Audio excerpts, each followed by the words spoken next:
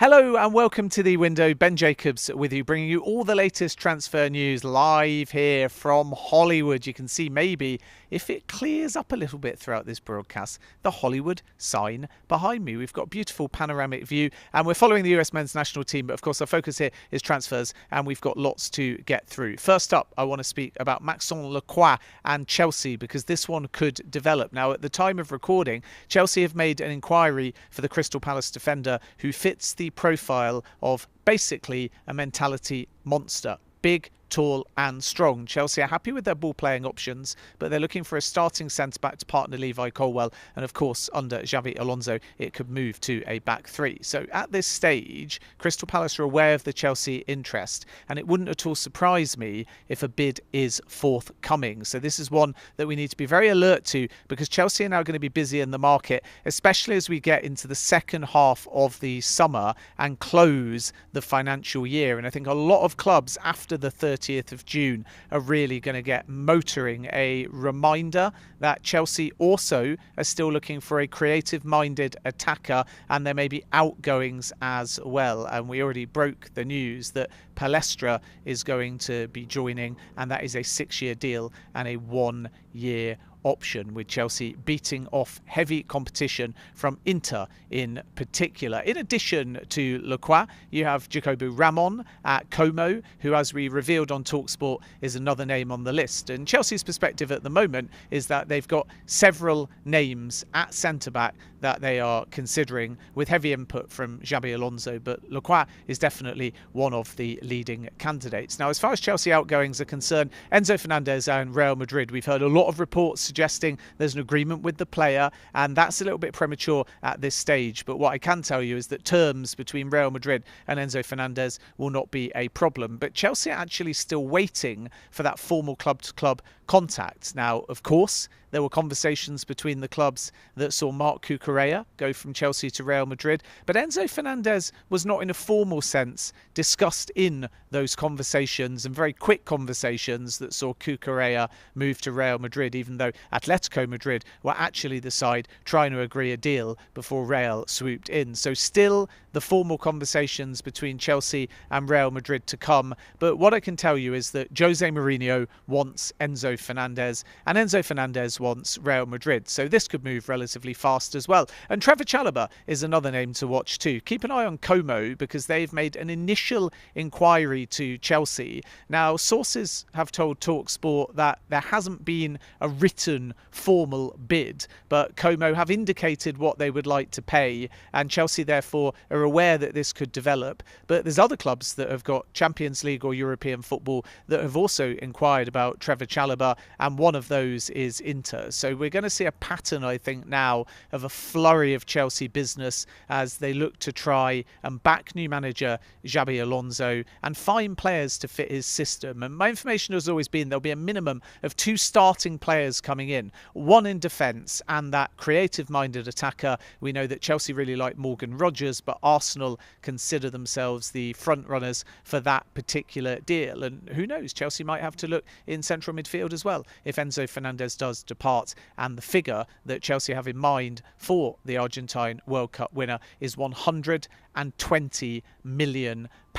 Now, elsewhere, Tottenham are just as busy, if not more busy, than Chelsea. Jan-Paul van Hecke, one of the latest to come through, as well as Martin Dubravka on a free transfer, and still central midfield and left wing for Tottenham. Talks ongoing with Savinho. Crescencio Somerville is another target. And then in the centre of the park, Mateus Fernandes is a name that Tottenham are really serious about, and they are currently in advanced talks with the player to see whether they can get a green light. At the time I am recording this on a Wednesday afternoon here in Hollywood, Manchester United still consider themselves to also be in the race, and this is going to be about trying to get player buy-in in the hope that then that suitor can go to West Ham United and drive down this 80 to 85 million pound number. But what I can tell you is that West Ham United are in a stronger position, because it was thought that they would have to have a fire sale and bring it up to 150 million pounds.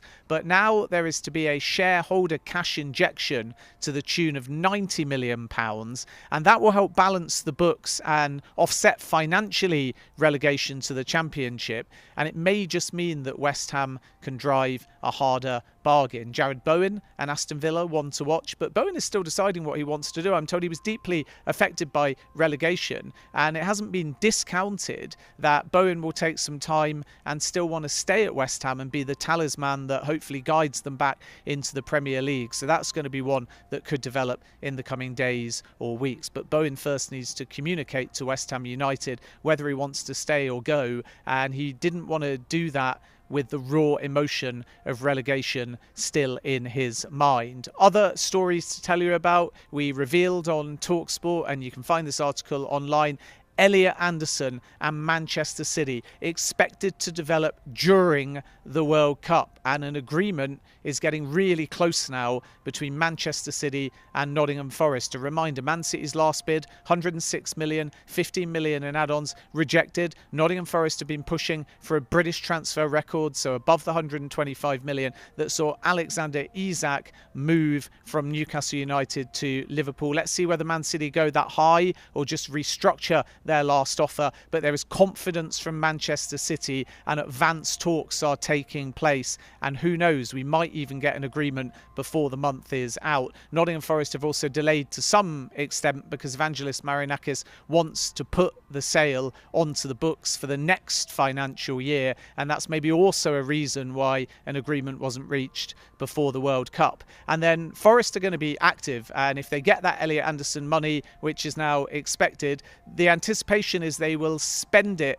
in the market, and Lucas Bergvall is one to watch in particular. I'm told he is a leading candidate for Nottingham Forest after informing Tottenham Hotspur, the Sweden international, that he wants to leave the club. Aston Villa and Chelsea have looked in the past. We can only really call Chelsea's interest historical as opposed to ongoing at this stage. I'll let you know whether it changes. And Aston Villa are considering whether they're going to enter the race for this summer as well. But Forest are serious about Bergvall, who also has European suitors too. And then a word on Zion Fleming as well at Burnley. Brentford, I'm told, are one of the interested clubs looking at him. We've got a done deal as well, and that's Harry Wilson to Leeds United. We reported on TalkSport that positive talks had taken place between Leeds and Wilson, who's a free agent after leaving Fulham only a couple of days ago. And this is a real coup for Leeds United, because I can tell you Aston Villa had held talks with the player, and Benfica were in the mix as well. But Leeds have won the race for Harry Wilson, pending all of the formalities which are going to take place in the coming days. So lots going on. Elliot Anderson is getting close. Chelsea are busy in the market. Manchester United versus Tottenham for Mateus Fernandes, and that one could move quite fast in either direction. And then don't forget Sandro Tonali in all of this as well, wanted by Tottenham and Manchester United as well. Stay tuned to talksport.com for all of the latest transfer news. Follow us on YouTube as well. The window is every single day. Myself and Chief Football Correspondent Alex Crook will bring you all the breaking news as we have it. But for now, here on The Window, from myself, Ben Jacobs, thanks for watching.